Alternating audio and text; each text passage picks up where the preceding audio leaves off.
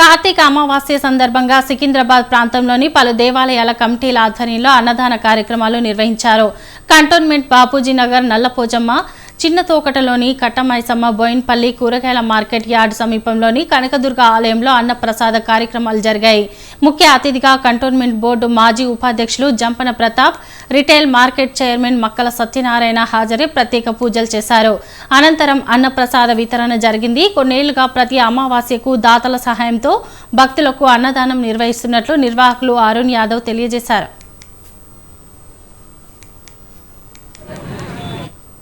అంటే ఇక్కడ రోడ్డు చిన్నగా ఉండే అన్న, ఇంతకు ముందు చిన్నగా ఉన్నప్పుడు చాలా యాక్సిడెంట్ అవుతుండే. యాక్సిడెంట్ అయితే అది మనకు మన దృష్టికి వచ్చింది. అది వచ్చిన తర్వాత మనం అమ్మవారి దగ్గర మంచిగా మొక్కి, అమ్మ ఇక్కడ ఎవరికి ఏమో యాక్సిడెంట్ కాకుండా ఎవరికి ఏం కాకుండా మంచిగా ఉండాలని మొక్కి మనం అన్నదానం స్టార్ట్ చేసినాం. అది కంటిన్యూ అయితేనే ఉంది. ఇది 11వ సంవత్సరం 4 నెలలకు వచ్చింది.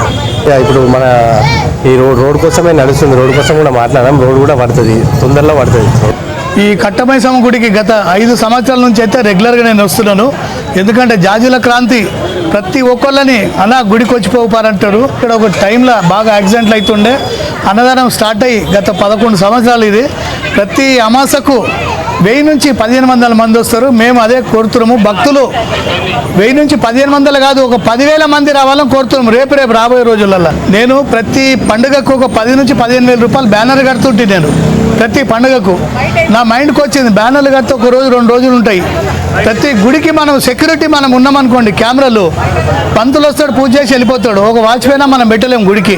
ప్రతి గుళ్ళలకు కెమెరాలే సెక్యూరిటీ మనకు ఉంటుందని నాకు ఆలోచన వచ్చింది. నాకు ఆలోచన వచ్చినప్పటి నుండి 44 ఇక్కడ ఉన్న గణపతి హోమం చేసి అన్నదాన ప్రసాదం తిన్న వాళ్ళకు ప్రతి ఒక్కరికి మంచిగా జరుగుతుందని చెప్పి నెలకు పబ్లిక్ భక్తులు పెరుగుతున్నారు. ఇంకోటి ఏంటంటే ఇక్కడ అమ్మవారు శాశ్వతంగా ఉన్నది. ఎందుకంటే ఏ కోరిక వచ్చి కోరుకుంటే అమ్మవారు ప్రతి ఒక్కరికి అవుతుంది.